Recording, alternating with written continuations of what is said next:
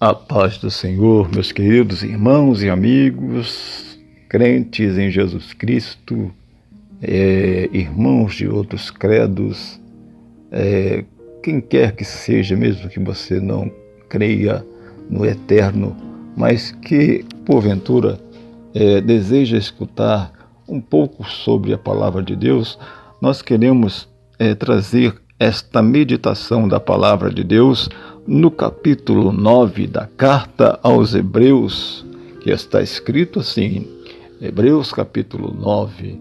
Ora, também a primeira tinha ordenanças de culto divino e um santuário terrestre, porque um tabernáculo estava preparado.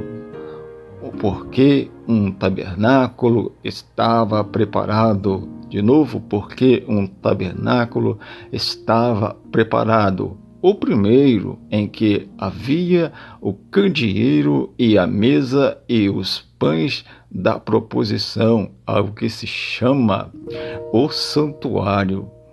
Mas depois do segundo véu estava o tabernáculo que se chama o Santo dos Santos, que tinha um incensário de ouro e a arca da aliança coberta de ouro em toda em redor, em que estava o vaso de ouro que continha o maná e a vara de Arão que tinha florescido e as tábuas da aliança, e sobre a arca os querubins da glória que faziam sombra no propiciatório, das quais coisas não falaremos agora particularmente. Veja, meus queridos irmãos, que a própria Bíblia, no capítulo 8, o autor aos Hebreus, ele nos fala que a lei tem a sombra dos bens futuros e não a exata imagem das coisas. Então, quando nós lemos a lei, nós temos que entender que ela é a sombra e não a imagem perfeita.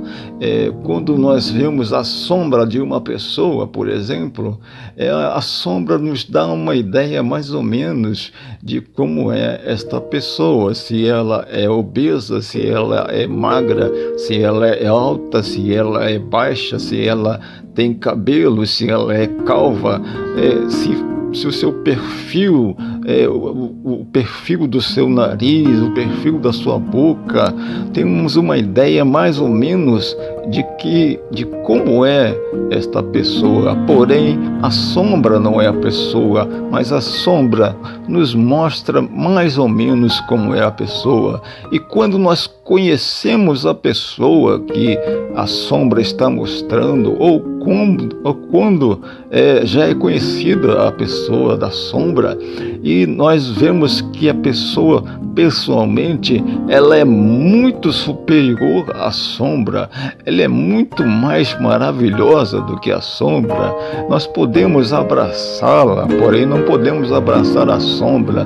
Nós podemos apertar a sua mão, porém não podemos apertar a mão da sombra, porque a sombra é apenas um símbolo, é apenas um desenho mais ou menos de como é aquela pessoa. E a lei, ela tenta, através do Espírito de Deus, ela tem o objetivo de trazer uma ideia do reino de Deus, porque na verdade o reino de Deus, aonde está o eterno, é algo muito misterioso. Paulo diz que foi levado a este lugar, a morada do Altíssimo, ao terceiro céu. Porém, a Bíblia nos fala que a lei não tem em si própria a condição de justificar o homem para que ele tenha comunhão com Deus. Veja que nós temos no que se chama o tabernáculo, que estava preparado, o primeiro em que havia o candeeiro. Este tabernáculo aqui é chamado o lugar santo. O tabernáculo, em todo o seu contexto, ele tem 3 partições, porém as 3 partições são chamadas de tabernáculo, porém todo o conjunto é chamado de um tabernáculo só. mas havia o primeiro tabernáculo, que era o pátio onde estava o altar do sacrifício e a pia de bronze, o lavatório, e o segundo tabernáculo, que era o lugar santo, ou que é chamado tabernáculo, onde estava o candeeiro, né, ou o castiçal de ouro, constituído de 7 lâmpadas de ouro, uma maior no meio e 3 de cada lado, e a mesa da proposição, que havia 12 pães na mesa da proposição, e nós podemos logo entender que o candelabro, o candeeiro, ou castiçal, né, na verdade significa a igreja que viria futuramente no advento do Cristo, do Messias, que faria a propiciação final, verdadeira e definitiva. E a igreja, neste contexto do tabernáculo, ela estava na antessala do lugar santo, ela não estava no lugar santo, dando-nos a entender que os santos do Antigo Testamento, que se justificavam por sua fé, eles não poderiam entrar no lugar santo enquanto sangue santo, sangue remidor, sangue que paga o preço do pecado, não fosse derramado. Então eles estavam na antessala do lugar santo. Também Israel, representado aqui também pela mesa da proposição, através de 12 pães colocados sobre ela, significando as 12 tribos de Israel, estava também na antessala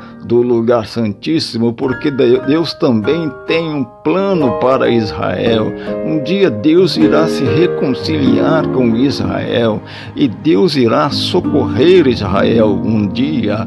E nós vemos que João, quando vê o semelhante ao Filho do Homem, que ele cai como um morto, e Jesus, já glorificado, lhe põe a mão e diz: não temas, eu sou aquele que fui morto e eis que estou vivo para sempre. E ele estava no meio dos 7 castiçais de ouro, ou seja, ele estava em meio às 7 igrejas da Ásia, 7 aí significando um símbolo de onipresença de Jesus e a presença da igreja em toda a terra, que deveria, assim como o evangelho sendo pregado, a igreja seria disseminada em toda a terra, simbolizada através das 7 cartas às 7 igrejas da Ásia. Então o castiçal simboliza a igreja do Senhor, e a mesa da propiciação simboliza Israel, que estava divorciado da vontade de Deus, e todos os dois, tanto Israel quanto a igreja, neste contexto onde ainda o Cristo de Deus não havia vindo ainda, não havia derramado do seu sangue, ainda estavam na antessala do lugar santíssimo. E no lugar santíssimo nós ali temos a Arca da Aliança, e nós temos o propiciatório, aonde se fazia a expiação e a propiciação. Expiação, meus queridos amigos, expiação quer dizer olhar por cima. O sangue de animais inocentes era trazido pelo sumo sacerdote uma vez ao ano e era esparcido sobre o propiciatório, e assim o sangue de animais inocentes aplacava a ira de Deus contra o homem e simbolizava que um dia o sangue inocente de um homem, o sangue de um justo, ele faria a reconciliação do homem com Deus. E na verdade o propiciatório quer dizer propiciação. Propiciação quer dizer tornar alguém propício, tornar alguém que não é agradável, que não é bem-vindo, tornar agradável, tornar bem-vindo, tornar propício. Por isso se chama propiciatório, ou seja, então a igreja estava na antessala do lugar santíssimo, também Israel estava na antessala do lugar santíssimo. Israel continua na antessala do lugar santíssimo, pois não receberam o Cristo.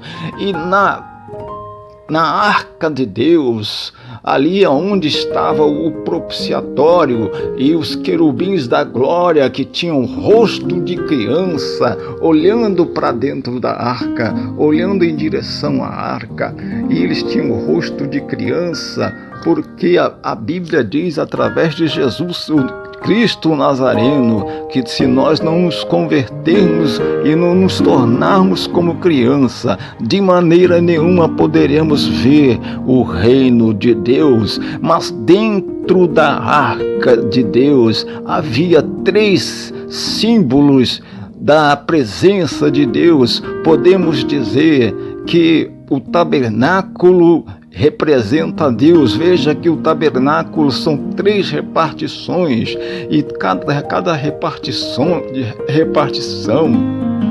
é chamado de tabernáculo, e cada repartição tem um nome específico. Porém, o tabernáculo é nominado como um só tabernáculo. Então, o tabernáculo representa a presença do Deus Santíssimo. Também a Arca da Aliança é o maior símbolo da presença de Deus no meio do povo hebreu.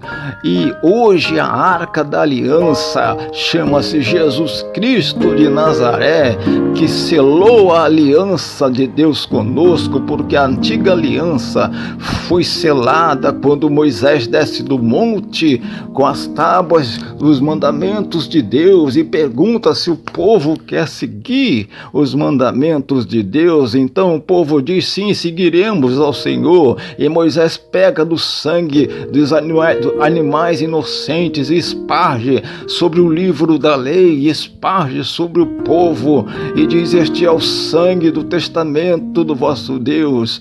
Então ali havia um velho, ou seja, o primeiro testamento. Então isto significava que o homem ainda estava debaixo do Antigo Testamento. Por isso estávamos, a igreja representada ali na antessala do lugar santíssimo, e não dentro do lugar santíssimo, porque ela haveria de ser ainda fundada, haveria de vir depois do advento do Messias. E dentro da arca nós vemos ali uma simbologia tremenda e terrível da presença de Deus.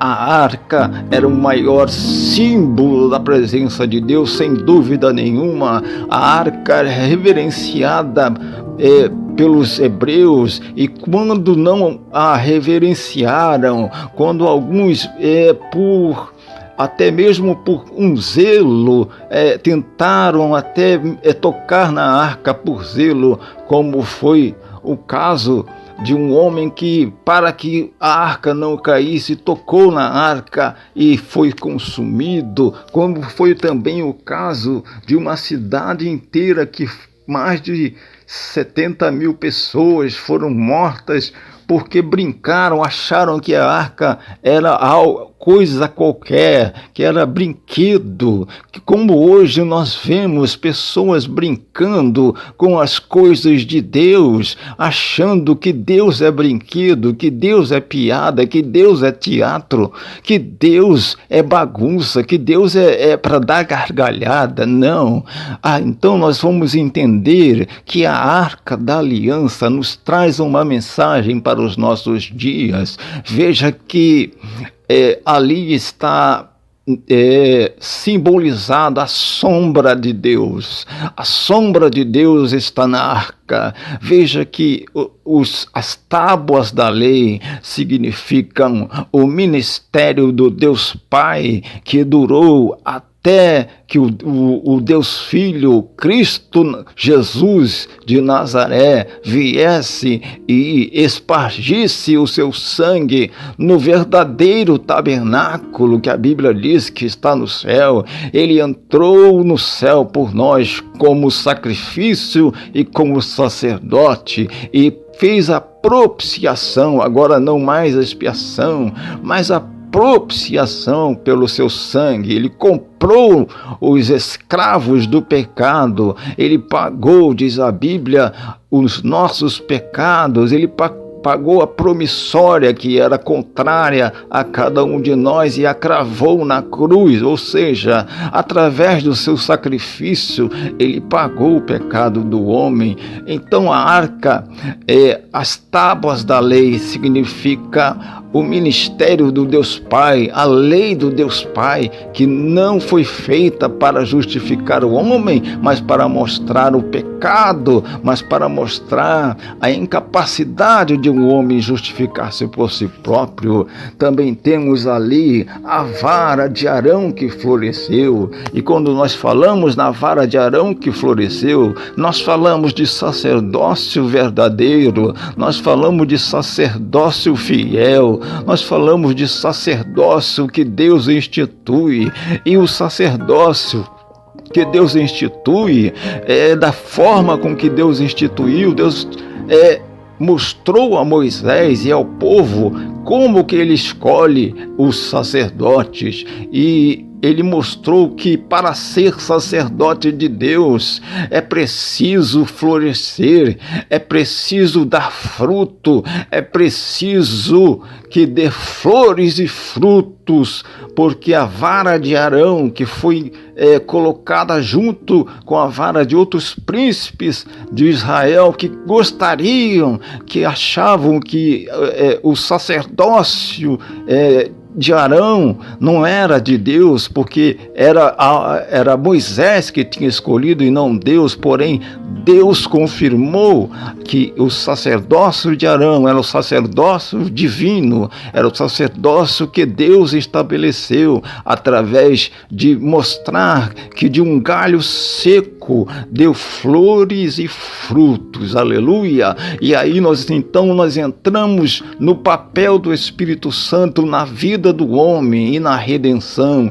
O Espírito Santo é aquele que regenera o homem, o mais terrível pecador, e faz com que ele dê flores e frutos, faz com que ele seja um cidadão honesto, uma bênção para a igreja, uma bênção para a sociedade. O papel do Espírito Santo é regenerar, e o papel do Deus Filho é propiciar, é tornar o homem propício a Deus, para que não mais agora nós estejamos na antessala, pois quando ele bradou, está cumprido, então o véu do templo se rasgou de alto a baixo. Então nós não estamos, a igreja perfeita, a igreja que vive na fidelidade com Deus, não que seja perfeição humana, mas que tenha a perfeição de Cristo em si. Ela é representada pelo castiçal. Então, e Jesus dentro da arca é representado pelo vaso de ouro cheio de maná, porque maná é a graça de Deus, maná é pão do céu. Pão desceu do céu, e o vaso de maná, o vaso da graça de Deus, o vaso do pão que desceu do céu, esse vaso de ouro chama-se Jesus Cristo de Nazaré.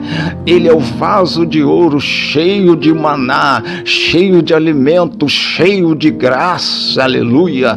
Ele sim é cheio de graça. Maria recebeu desta graça para conceber o corpo de Cristo. Porém, Jesus é cheio de graça, Jesus é cheio da misericórdia de Deus. Jesus, ele nos mostra a verdadeira imagem e não mais a sombra das coisas futuras. Então Jesus é o vaso de ouro que está cheio, que está com o maná que desceu do céu, e o maná é a graça de Deus que é oferecida a todos os homens, e nós que estamos comendo deste maná, nós que recebemos a Cristo, o aceitamos como Salvador, reconhecemos a sua excelência, reconhecemos as suas maravilhas, recebemos então a regeneração, assim como a vara de Arão seca, assim nós também éramos galhos secos, infrutíferos, e Deus, através do Espírito Santo, através de recebermos a Cristo, fomos tornados filhos de Deus pelo Espírito Santo, e assim damos frutos para Deus, frutos para a sociedade, e assim fomos tornados propícios ao Deus Pai, representados pelas tábuas da lei, e assim estamos agora esperando a volta de Jesus, para que nós estejamos agora na morada do Altíssimo, no lugar santíssimo, no terceiro céu, no lugar onde Paulo foi, no lugar aonde Jesus está sentado no trono do Pai, porque ele diz: eu me assentei com meu Pai no seu trono, e nós estaremos também com Deus, na presença de Deus, o louvando, o adorando e gozando das benesses, das maravilhas do céu de glória. Que assim Deus nos abençoe a todos que nos ouvem, em nome de Cristo Jesus. Amém.